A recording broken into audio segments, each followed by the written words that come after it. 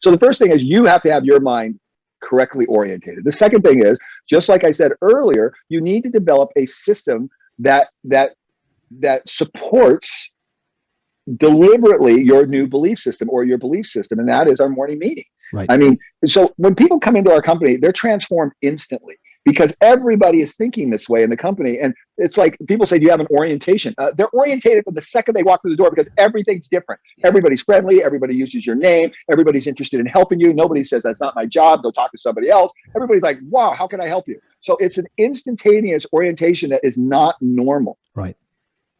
And then that attitude is supported by our morning meeting where we spend the time developing and learning together as a team. So the first thing is get your mind screwed on where you're going and what you're really trying to do. Okay. I'm not trying to make more money. I'm not trying to build a company that's $500 million.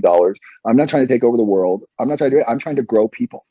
So that's number one. Then set a system up that supports that. And I don't know if there is a number three, because that's all we do. We have our values straight, and then we grow our people, and the result is our people get more done in 8 hours, in 6 hours than the average person gets done in 48 hours.